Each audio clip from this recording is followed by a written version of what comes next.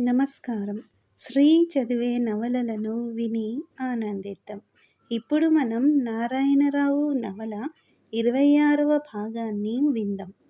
రామచంద్రరావు తెలివితేటలు గ్రహించి ఆ విద్యాలయము వారు అతనికి వలయు సౌకర్యములు సమకూర్చుచుండిరి. ఆ విద్యలో పారంగత్వము అందవలెనన్న 5 చదవవలెను. బిఏ లెక్కలు గాని పదార్థ విజ్ఞాన శాస్త్రము గాని చదివిన వారిని 3వ సంవత్సరపు తరగతిలో చేరనిచ్చెదరు. పరీక్షలో విజయమందిన వారికి డిఇఇ అను బిరుదపత్రము ఇచ్చెదరు. రామచంద్రరావు 2 సంవత్సరముల పరీక్షలో మొదటివాడిగా కృతార్థుడైనాడు. లియోనారా కన్యకును అది తుది సంవత్సరపు పరీక్ష. లాతి దేశములలో ఏకదేశస్థులు కలుసుకొన్నప్పుడు ఆత్మీయ సహోదరుల చూచినట్లు ప్రేమ జనించును, ప్రాణము లేచివచ్చును. ఆంధ్రులే బెంగాలు దేశమునను కలిసికొన్నచో వారిరువురునకు పరిచయము లేకపోయినను సరియే. వారిలో ఒకరిది బళ్ళారి, రెండవ వారిది బరంపురమైనను సరియే. ఒక్క చోట పుట్టి పెరిగిన వారికన్నా ఎక్కువ స్నేహముగా మెలుగుదురు. అటులనే హిందూ దేశస్థులిరువురు ఏ ఆస్ట్రేలియా ఖండములోనో జర్మనీలోనో కలిసిన నాడు స్నేహితులై సంచరించెదరు. రామచంద్రరావు మొదలగు హైందవ విద్యార్థులు అనేకులు హార్వర్డ్ విద్యాలయమున, బెర్కిలే, న్యూయార్కు, కాలిఫోర్నియా మొదలగు విశ్వవిద్యాలయముల చదువుచున్నారు. వర్తకము చేసుకొను గుజరాతీ దేశస్థులున్నారు. రాజకీయ వ్యవహారములకై ఉన్నవారున్నారు. వీరిలో ఎవరెవరు కలుసుకొన్ననో ప్రాణములు అర్పింతురు. రామచంద్రరావు అట్లే పెక్కుమంది విద్యార్థులతో స్నేహమునర్చెను. రాజకీయ వ్యవహారములు చూచుకొను వారిలో కొందరు అమెరికా హిందూ దేశముల కొండొంటికి గాఢమైన మైత్రి నొనగూర్చి ప్రయత్నించువారున్నారు. అందు కొందరి భావములెట్టివో ఎవరికినీ తెలియదు. అట్టి వారిలో గండార్ సింగు, ప్రాణకాంత బోసు అను 2 విద్యార్థులు ఉన్నారు. వారిరువురు చదువులు పూర్తి చేసుకొనిన వెనుక కొన్ని నెలలాగి ఫిబ్రవరి నెలలో హిందూ దేశమునకు వచ్చినారు. వారు వచ్చిన కొద్ది రోజులక యువకులపై ప్రభుత్వము వారు అభియోగమును జరిపినారు.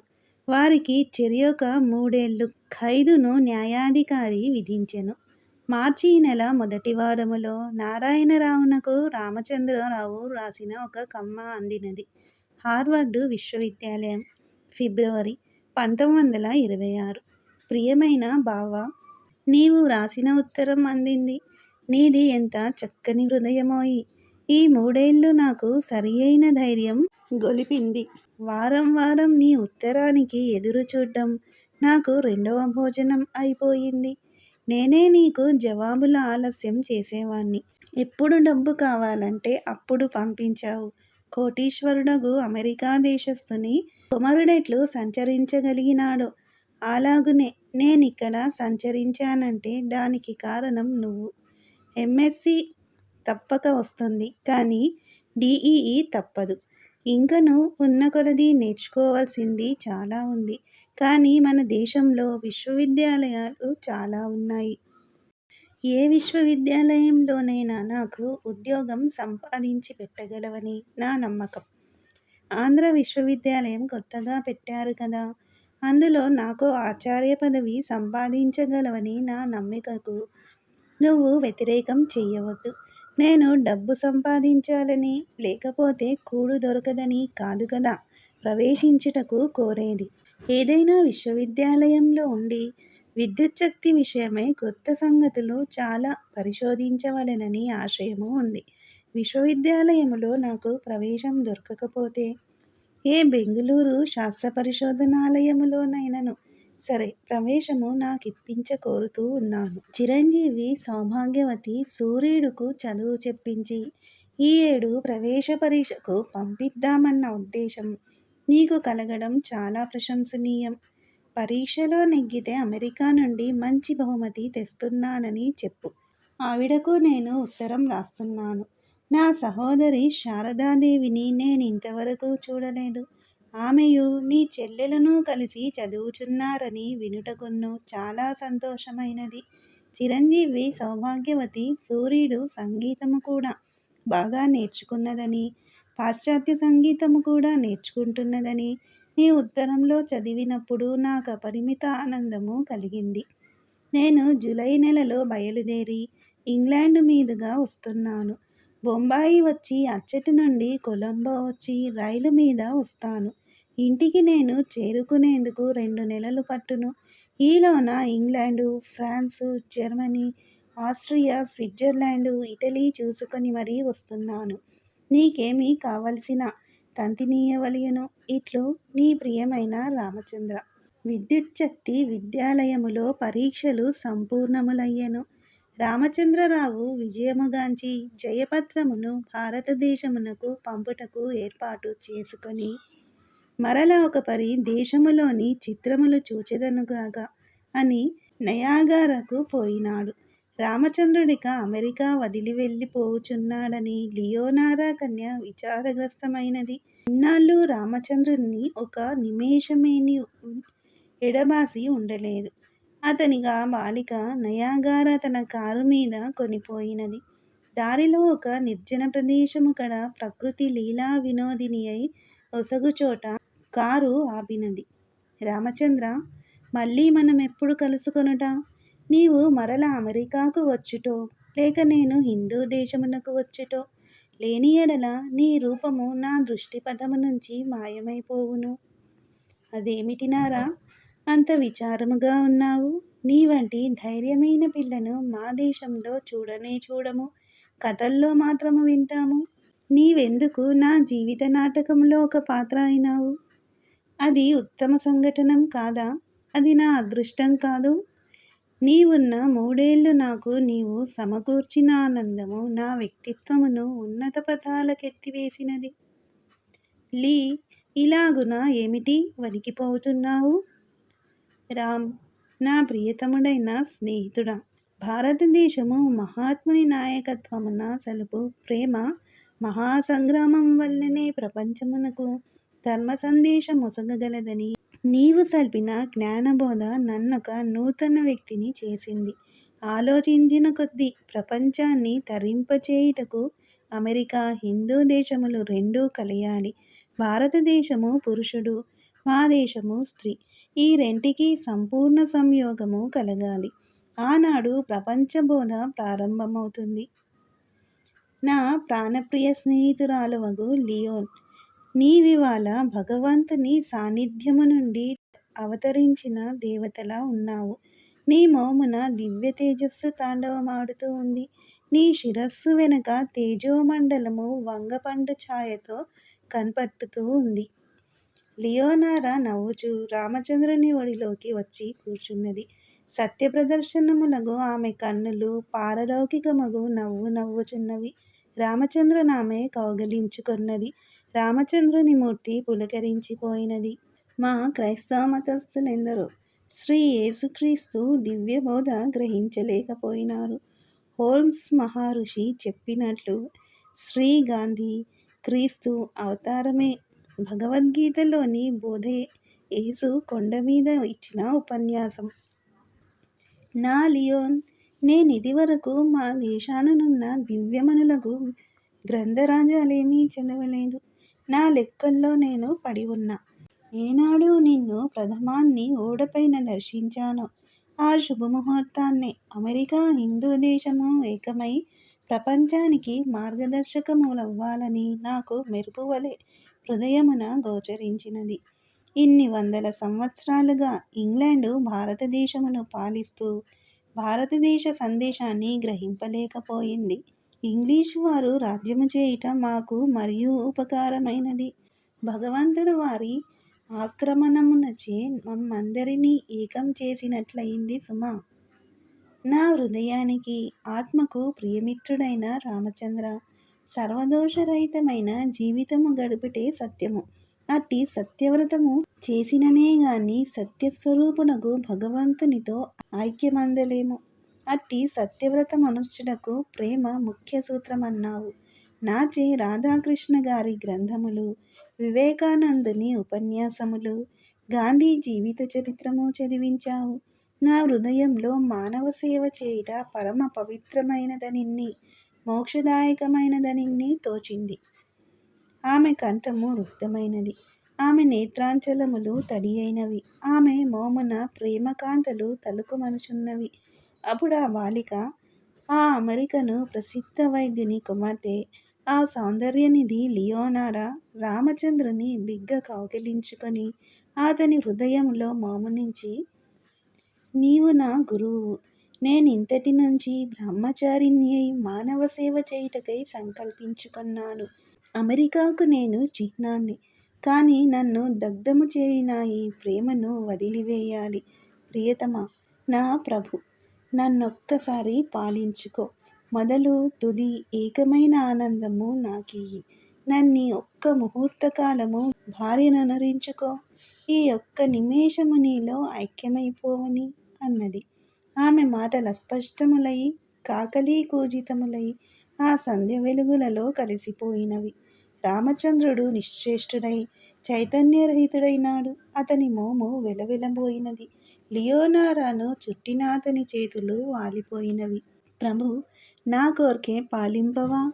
ఆమె మోము హృదయము తరుగునట్టి బాధతో నిండినది.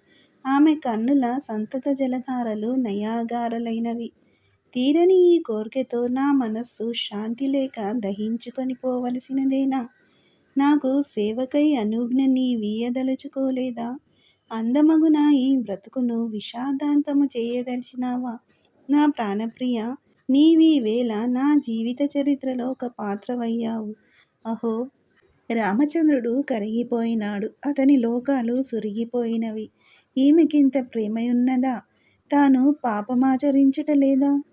లియోనారా ఇంకను గట్టిగా అదిముకొన్నది. ఆమె మోమెత్తి అతని హృదయమున తన హృదయమదిమి పెదవులు ముద్దిడుటకు అతని మోము వంచినది. ఇరువురు పుల్కరించిపోయినారు.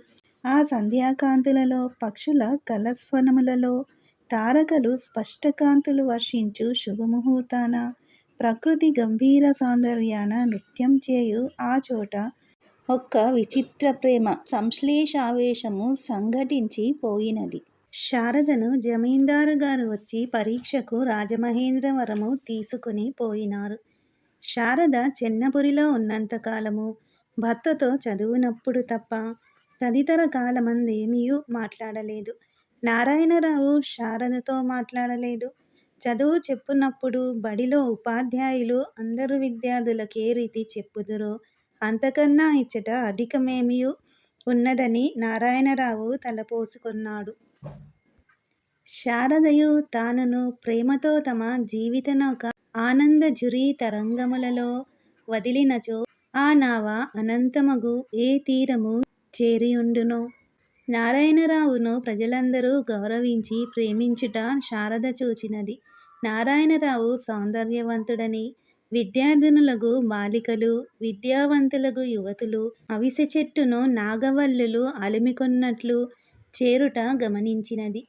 తానీ పురుషశ్రేష్ఠు నేల ప్రేమించలేకపోచున్నానని ఒక్కొక్కప్పుడు ఆమె ఆశ్చర్యపడును.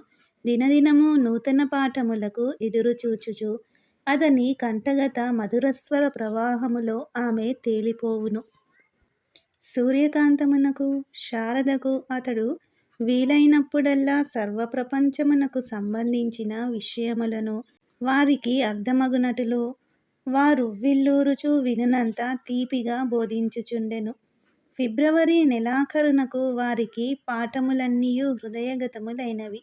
పరీక్షలో ప్రశ్నలకు జవాబు వ్రాయు నేర్పంతయు ఉపన్యసించినాడు. వారి చేత వందల కొలది జవాబులు వ్రాయించినాడు. ఒకనాడతడు శారదకు పాఠము చెప్పుచుండెను. సూర్యకాంతము తన పాఠము అవగతము చేసుకొనుటకు ఇంకొక గదిలోకి పోయెను. నారాయణరావు కాంబోజీ రాగయుక్తమగు తన గొంతుకతో ఇంగ్లీషులో ఇట్లు వచించినాడు. షేక్స్పియర్ కవి దేహ మన ప్రాణ ప్రపంచముల మహానాటకములు రచించినాడు. ఉత్తమ దశోన్ముఖులు కాని వారి జీవితములని ప్రపంచ సంబంధములగు గుణములు విషాదమున ముంచివేయును అను ఉత్కృష్ట విషయమనే అతడు వెల్లడించినాడు. గుణములు నీచములు, ఉన్నతములు అని రెండు రకములు. నీచ గుణములు గలవాడు నశించును అనే సర్వసాధారణ నీతి అవి మనకు బోధింపచేయును.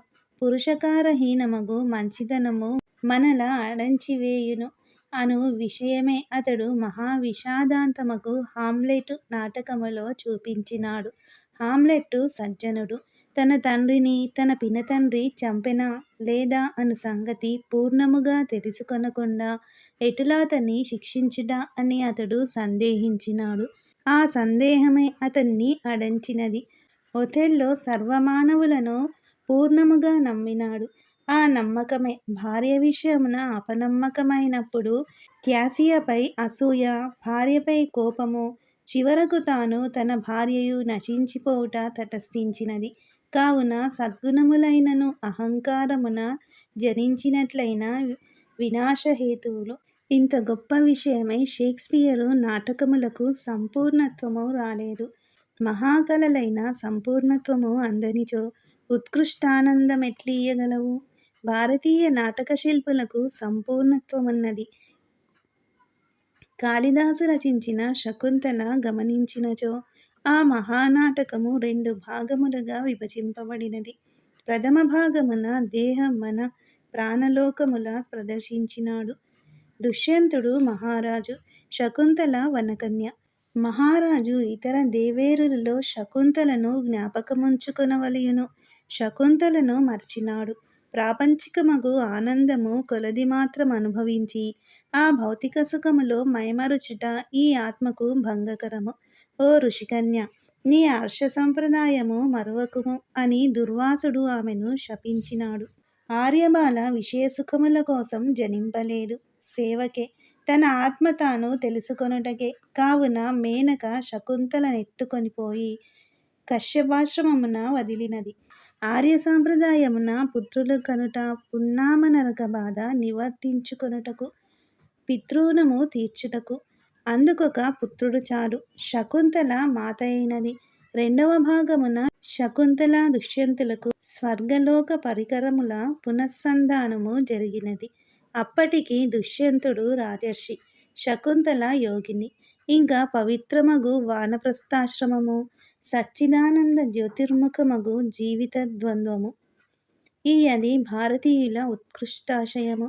కవిత్వ పాకములో, కథాసరిల్లో, అలంకారముల్లో, జీవిత ప్రదర్శనములో ఒకరికొకరు తీసిపోరు కాళిదాసు, షేక్స్పియరులు. కానీ కాళిదాసులోని లాలిత్య మాధుర్య గంభీరతలకు షేక్స్పియరు కొంచెము తగ్గినాడు.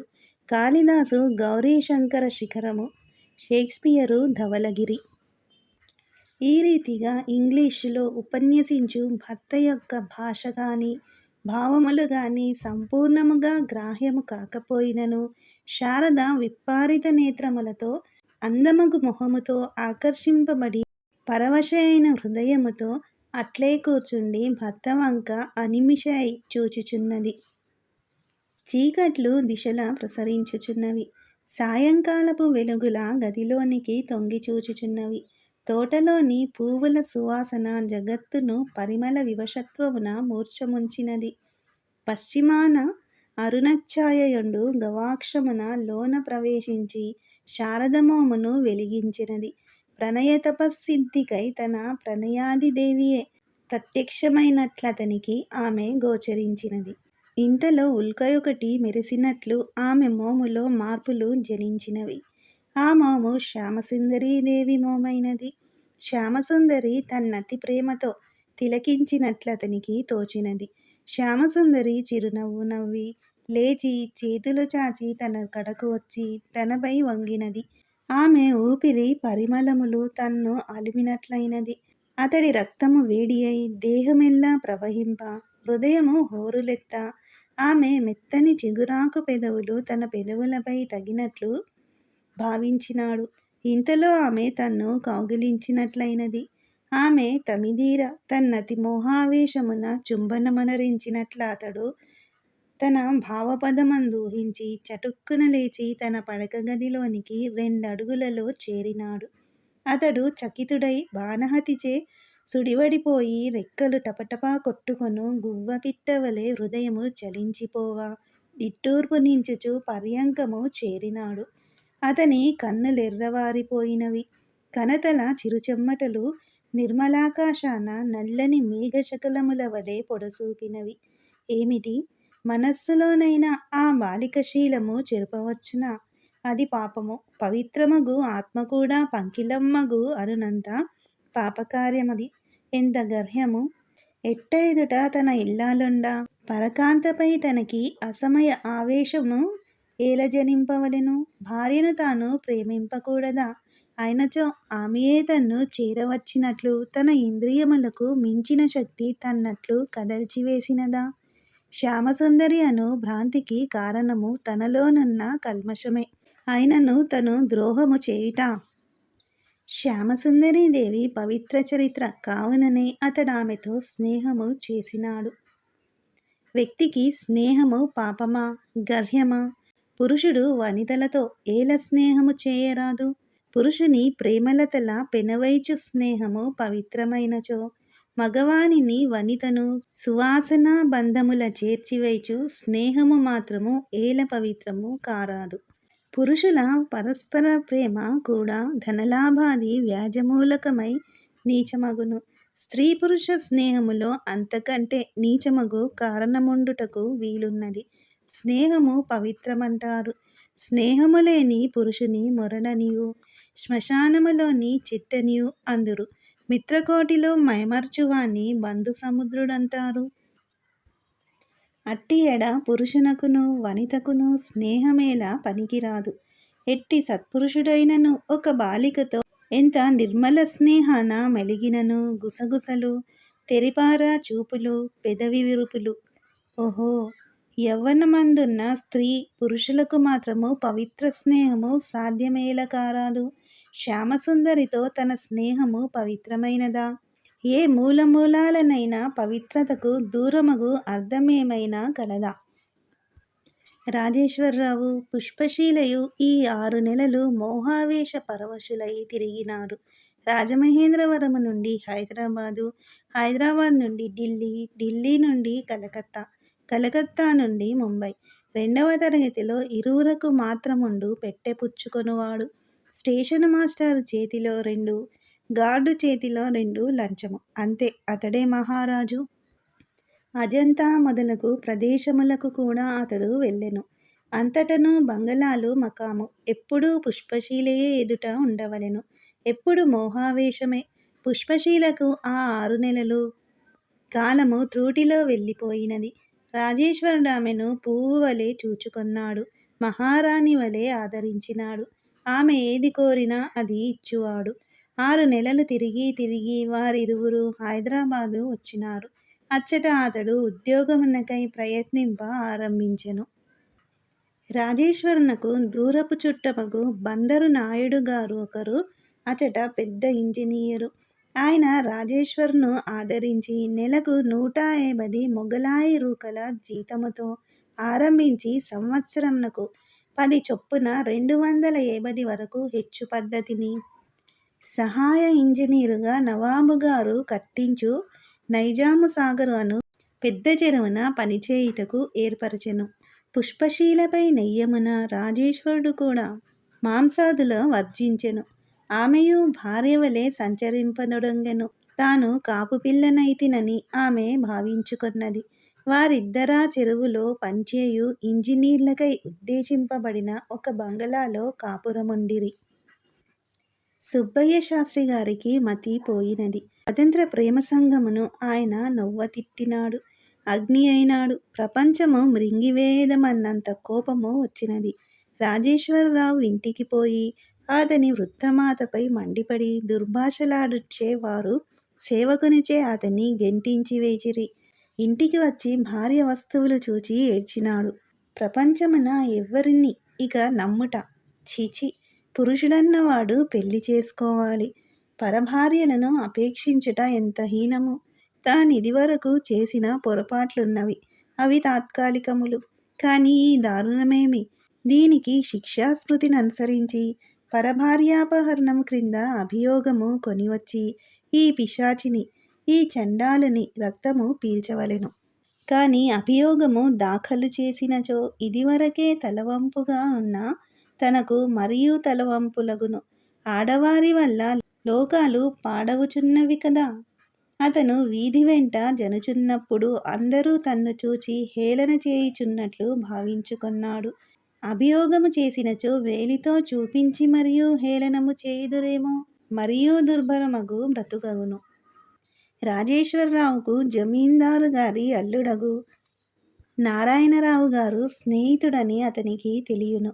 చెన్నపట్టణము పోయి అతని సహాయం అడిగినచో ఉపయోగించునేమో. ఆ ఆలోచన జనించిన రాత్రియే చెన్నపట్టణము వచ్చినాడు సుబ్బయ్య శాస్త్రి. తిన్నగా నారాయణరావు గారి ఇంటికి వచ్చి, నారాయణరావు ఇంటికడ లేకపోవుటచే ఒక హోటలుకు పోయి సామానచ్చట పెట్టి స్నానమాచరించి భోజనము చేసి నారాయణరావు గారి మేడకు వచ్చెను. అప్పుడే వచ్చి నారాయణరావు భోజనము కడ కూర్చున్నాడు. నారాయణరావు భోజనము చేసి ఈవలకు వచ్చుటతోడనే సుబ్బయ్య శాస్త్రి గారు లేచి నమస్కరించెను. నారాయణరావు సుబ్బయ్య శాస్త్రి గారిని ఎరుంగును. ఆయన వచ్చిన పని నిమిషమున అతనికి అవగతమైపోయినది. సుబ్బయ్య శాస్త్రి గారు నమస్కారము, దయచేయండి అని అతడు అన్నాడు. సుబ్బయ్య శాస్త్రి గారికి కన్నుల నీరు తిరిగినది. నారాయణరావు తెల్లబోయినాడు. అదేమిటండి శాస్త్రిగారు, మీరు వచ్చిన పని తెలుస్తూనే ఉంది. వాళ్ళు తిరిగి హైదరాబాదు వెళ్ళినారట. అచ్చట అతనికి ఏదియో ఉద్యోగము దొరికినదట. నన్ను వెళ్ళి ప్రయత్నము చేయమని మీ ఉద్దేశమైతే నేను ఈ రాత్రి బయలుదేరి వెళ్తాను. ఇదివరకే అనుకుంటున్నాను, కానీ అతను దేశాలు తిరుగుతున్నాడు. మీరు కూడా వచ్చి హైదరాబాదులో ఉండండి. భగవంతుడు మన ప్రయత్నం నెరవేర్చక మానడు. చిత్తం. నేను నాశనం అయిపోయానండి. ఈ 6 నెలలు నేను పడిన బాధ నా విరోధికైనా వద్దండి. మర్యాదగా బ్రతికిన వాణ్ణి. ప్రజలు అన్ని విధాలా నన్ను హేళన చేస్తున్నారు. ఎన్నిసార్లో గోదావరిలో పడి పోదామనిన్ని, విషం పుచ్చుకుందామనిన్ని తోచింది. అలాగా లోకపు మెప్పుగోరి మంచి చేయుటయు, నిందగోరి చెడు చేయుటయు గొప్ప కాదు. లోకమే మన శీలమును కాపాడుచున్నదా? హరిశ్చంద్రాది నాటకాలలో ఈ భావములు వెల్లడించి ఈ నాటక గ్రంథకర్తలెట్టి ద్రోహమాచరించుచున్నారు. మనము మంచి చేయుట మంచి కొరకు గాని లోకము కొరకా? ఓ భరతమాత, నీకెట్టి కలంకము తెచ్చుచున్నామమ్మా. మేము చేయు మంచి చెడ్డలు సంఘమనుకొని దానిపై ఆధారపడి ఉన్నవి కదా. మంచి కదా అని మంచి చేయుట కాదు, చెడు కదా అని మానివేయుట కాదు. హరిశ్చంద్రుడు నిజమాడిన ప్రజలు హరిశ్చంద్రుడు సత్యమాచరించినాడని చెప్పుకొనవలెననియా? అందులక అతడు ఆ వ్రతము పట్టుట అని నారాయణరావు అనుకొనెను. ఆ రాత్రి వారిరువురు బెజవాడ మీదుగా హైదరాబాదు ప్రయాణమైపోయిరి. హైదరాబాదు నుండి నైజాము సాగరు వెళ్ళిరి. దూరమున ఒక యాత్రికుల బంగళాలో సుబ్బయ్య శాస్త్రి గారు ఆగినారు.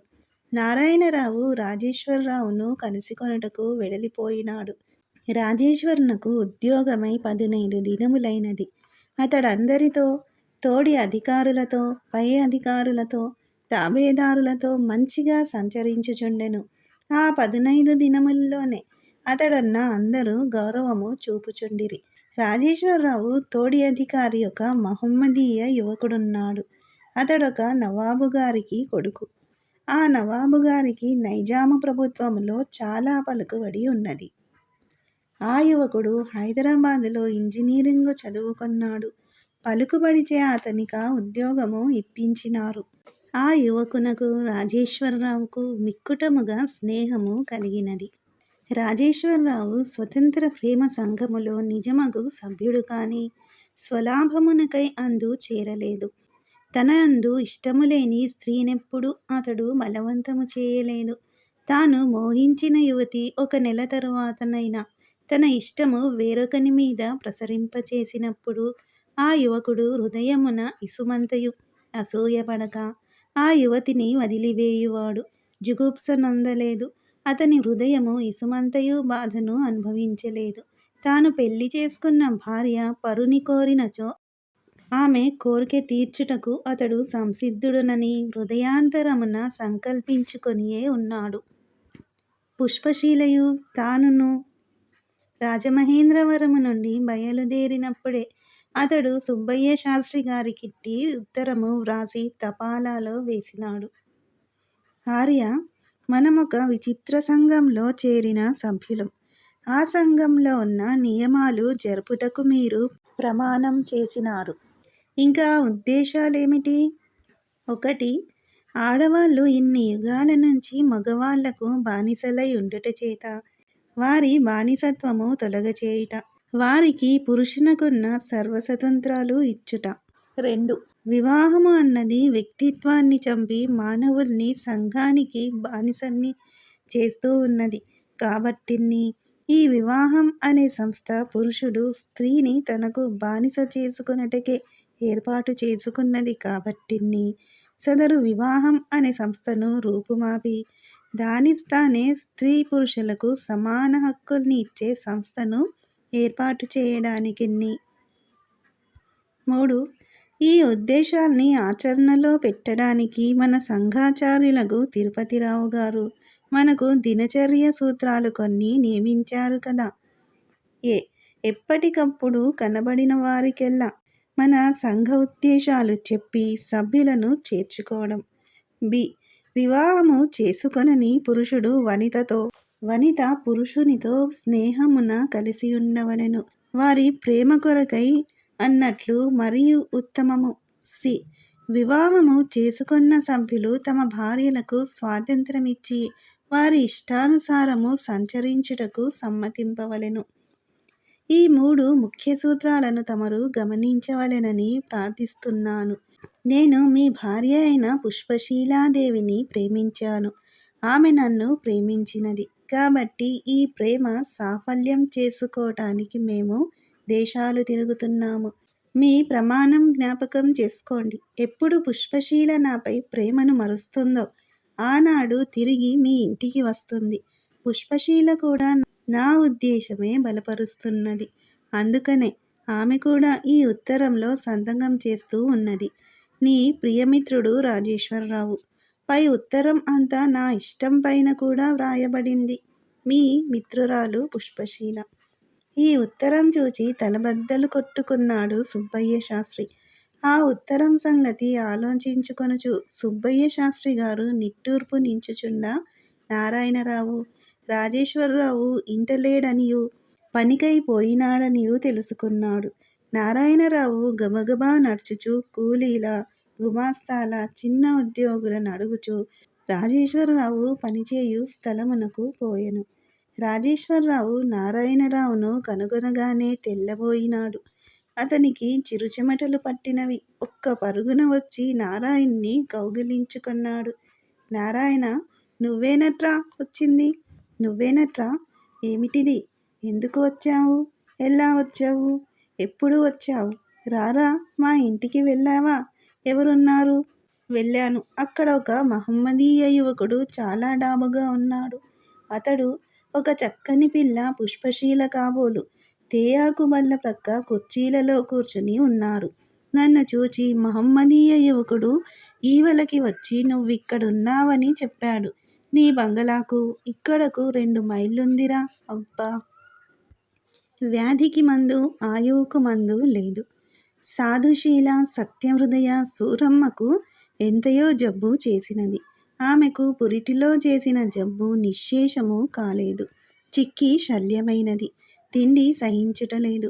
ఎప్పుడూ తలనొప్పులు, చిన్న చిన్న జ్వరాలు.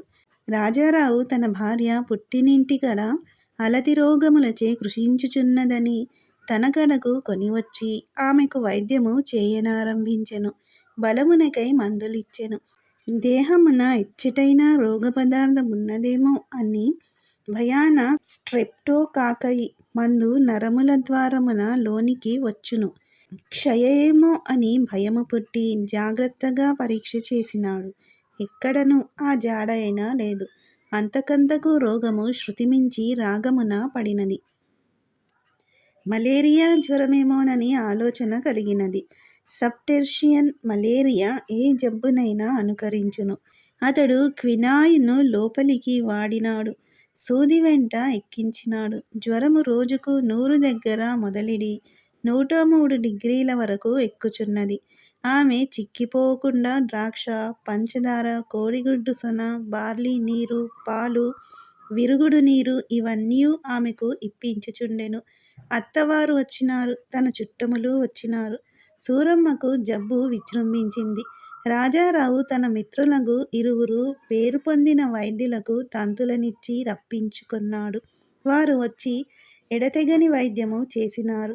3 జాగ్రత్తగా గ్రంథములు పరిశీలించి ఆలోచించి వైద్యము చేసిరి. సన్నిపాత జ్వరము కాదని నిర్ధారణ చేసినారు. రక్తము, మలము, ఉమ్మి గిండికి పంపి పరీక్ష కూడా చేయించినారు. ఊపిరితిత్తులు శ్లేషముచే నిండా అయోడిను, ఎఫిడ్రిను ఇచ్చినారు. తగ్గిపోయినది. గుండె అతి నెమ్మదిగా కొట్టుకొన్నది.